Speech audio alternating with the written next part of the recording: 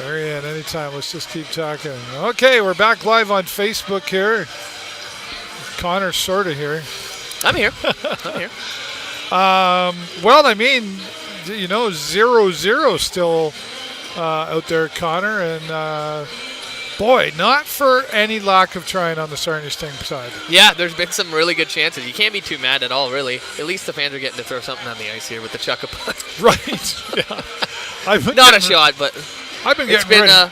They call it a low-scoring game. It's a no-scoring game right now. It doesn't look like. Well, and I was saying on TikTok while you were watching the game, I said, "Boy, wouldn't it be interesting if we were scoreless at the end of the third, and it could come down to an overtime one-goal wins it." I was wondering that. I don't know if they would let it go to overtime. I think maybe they'd probably want them to throw them in the last 2 minutes of the third. If it really came down to it, I don't think they'd wait because, well, on the off chance you lose.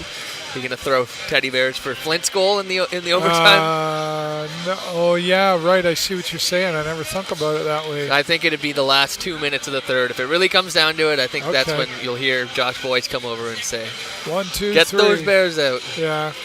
Well, let's hope it doesn't, though. No, we want to see a goal. I saw some signs down there. They're looking for Houston Hurt to get the goal. I saw that. I saw back-to-back teddies for Eddie. That was a great sign. Yeah, okay, all right. He had the one last year, so that'd be cool to see. Right.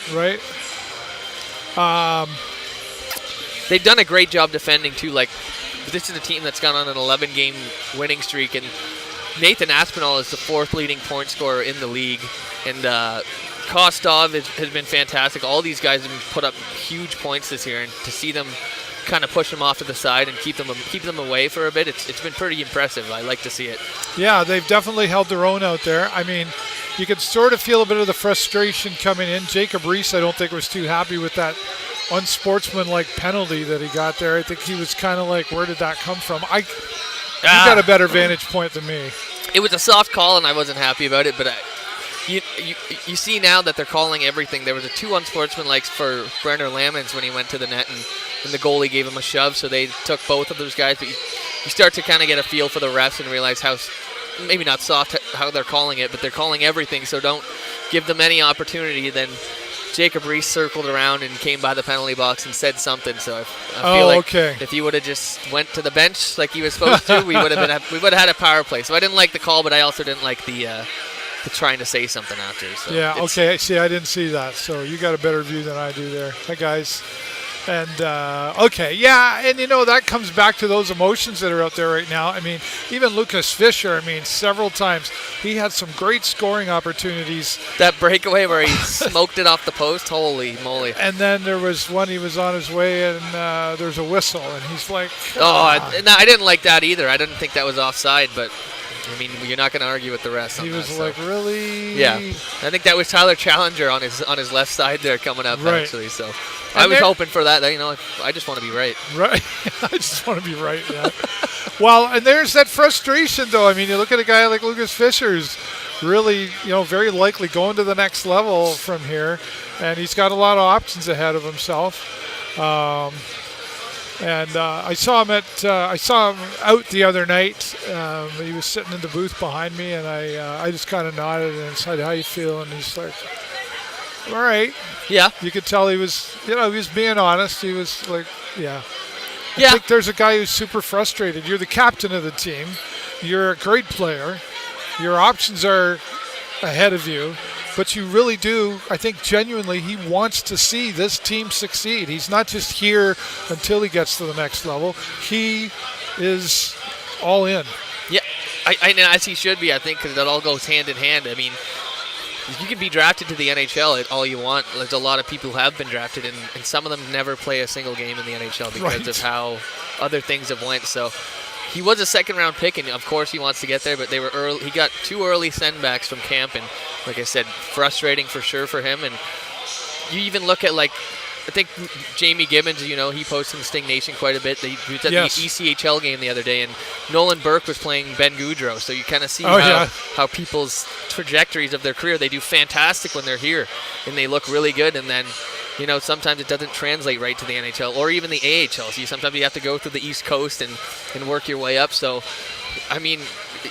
he wants to get his shot, but if you're not exceptional and not getting great looks, you might end up in a lower league and have to grind there. Once he becomes an overager, you're going to have to get right. You might not make the St. Louis Blues again. You're going to have to play for the Springfield Thunderbirds and then or their ECHL team. So you want to do as good as you are wherever you can, because the better you are, the better looks you're getting, the better league you're probably going to get a chance in. So everything he does here is probably a direct correlation to the rest of his career. Yeah, for sure. I agree. Couldn't have said it better. Hey, well, thank you very much. But it's true. But that I think carries onto the ice sometimes with that frustration. And like I always go back to the Stamkos days. I mean, there was a guy, obviously, we could do a whole documentary on him, but when he was here, there was a lot of those times where I remember being up in a suite with some friends one time, a couple of times, and looking down, and it's like he is there, and he's looking around, and there's nobody there, and it's like when you're that exceptional, and the team's not around you, it's kind of hard to, like, you can't score alone. Do you see some of that there? Yeah, a little bit, but like I've said before, we have the talent on this roster. If you look at guys like Tyler Challenger, a former 10th overall pick, Alessandro is a 4th overall pick, Brenner Lamons is a second, or was it the other way? Alessandro was second, Brenner Lamons is 4th. Edwards he dropped in the draft because they thought he was going to go to college, but I think otherwise he would have been in the top 5 picks. We've got all the pieces to be good here. Yeah. It's just, I don't think it's a lack of talent surrounding people. I think it's more just, it's chemistry. I know you keep saying that, but it's been a year. Like, you wonder when everybody's going to really start gelling, but there was a lot of new players that came in on this roster too, so sometimes it does take a lot of time. But also, I got a Steven Stamkos story, actually. We went to Detroit the other night and saw the game, and he plays for Nashville now. And I had my Sting jersey on, and Steven Stamkos, and he came by the boards, and he looked over at me, and he flipped me a puck. And I was going to give it to a kid, but there was no kids around. So you have the puck from Steven Stamkos? I do have the puck. Yeah, he flipped it right to me. He looked at me, he said, very cool. So cool. It was awesome. I was over the moon. Did you get a picture? No. I got a picture of him, but not while he was flipping. It's hard to picturing. No, I didn't want to get hit in the face. Right. You wanted the puck. I did. That is so cool. It was cool. Totally went up to me there, and I'm okay with it because that's a great story. That's a great story. I was very excited. I've interviewed the guy, but other than that, and he is just a great guy, and he knows his roots for sure. That's the kind of thing. You like to see that kind of thing too, like remember the roots. Yeah. Where do I come from? Well, how grateful was it for him to come back and do the whole ceremony, and he's not even done his NHL career, and now his jersey's retired, and the only one up there. So that's the time I got to. Several of us had the opportunity to interview him, and I know that he was a big Rocket Richard fan. Mm-hmm. And I have my grandfather's AM radio that's in the shape of a puck that says Marconi on it, and Rocket Richard signed. And, no kidding. Yeah. And, that's awesome. I said, hey, I have that. And he goes, oh, that's cool. You're a big Richard. Yeah. And when we were all done the interview, sometimes, they're in a hurry to get out of there, go to the next thing. He was not like that. He was, said, all you need, guys? Or so what's everybody doing today after the game? Like, he was just a guy talking with his Rolex watch on. Yeah, of course. And how that suit wasn't just a Moore's. You know what I mean? All the watches I own do not add up to that one watch, but why wouldn't you? Yeah, just a nice guy is what I'm trying to say. Yeah, so I've heard. Very genuine, and that's that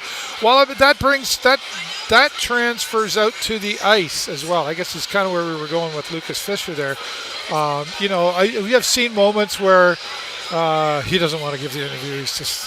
But I think he calls it in the sense that he's frustrated or angry, and it's like, it's not a good time for me to talk. Yeah, I understand. But he's also the guy that several times has seen people waiting to meet somebody outside the locker room doors here, and they haven't seen them, and he's taken them down to the locker room or gone down and got somebody and said, hey, Matthew Manzik, come out here, and that's leadership. That it is. He's shown flashes of it for sure. I mean, I'm sure he struggles with it. It's there's correlating stories everywhere. Who are you going to listen to? But it shows sometimes on the ice, but he's a leader. He does what he can, and I think his emotions get the better of him sometimes, but I mean, who doesn't that happen to? There's a very select few people that you're just looking up to all the time. I think. Hasn't been in the penalty box today. That's a good sign. Let's keep it that way. Right? Yes, for sure. Shh. Be very quiet. We're hunting firebirds. Right. That's about it. I think, what's got to happen here? Do the Sting just keep pushing like they have been out there, or we seem to be getting caught in those corners again? Yeah, I could probably do another couple extra checks or finishing your checks in the corner, but I think the play in the middle of the ice has been great. And like I said it at the end of the first inning, you don't want to just slip in and get a one-goal game. It'd be really nice to put some more pucks on net, but if you're going to sacrifice your defensive end for what you're going to, you have to take the risk. You're going to have to eventually. There's only one way to do it. You put pucks on net, you score, but there's only 12-14 right now, and it's a very low shot game. The puck doesn't go in the net unless you put it on the net, so it's a very fine line, but I've loved how well they played defensively, maybe like as a sacrifice to the offense, but I think doing the right things. You just keep plugging away, doing the same.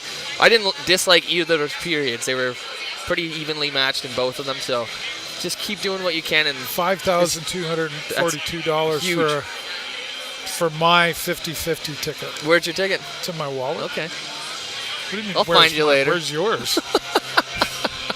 I'll find you later. Where's your ticket? What are you looking at? You gonna mug me on the way up? Where's your ticket? I got my balaclava in my coat there. You won't know who it is. Jeez, there you go. All right, I'm threatened now. Weird Al. That's all you got. That's all I got. I know that was pretty weak, right? Every day. Weak. I get it every day. I know. All right, well, we're going to let Connor get ready to get back to his seat, get his teddy bears all warmed up, ready for the ice, hopefully. Hopefully. I'm waiting.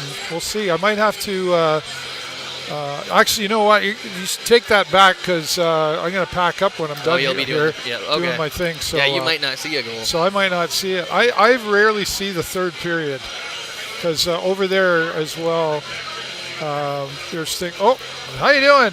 What do you want to do? You want to say hi? 6'7". Where's the 6'7"? 6'7"? It might have passed. I think it did. It's not cool anymore. I don't know. I still hear it out there. It's getting pretty lame, though. 6'7". All right, that's it. That's it. We're not even talking hockey anymore. Thanks, Joe's Discount Tire, and, of course, Hughes Intelligence for supporting our broadcast here on Facebook. Thanks, everybody, YouTube. For watching. Yeah, thanks so much. Doesn't happen without that. Absolutely. It's cliche to say, but without you guys, nothing happens. And shout out again to Dave Edwards for stopping by the booth and maybe we can catch him. He's right there, actually, if you want. Where is he? Oh, yeah, okay. Well, one of these times when he's here, I think you be here and I'll take off while you talk to him. Oh, that'd be a great conversation. I would love to do that. All right. Thanks again, everybody, on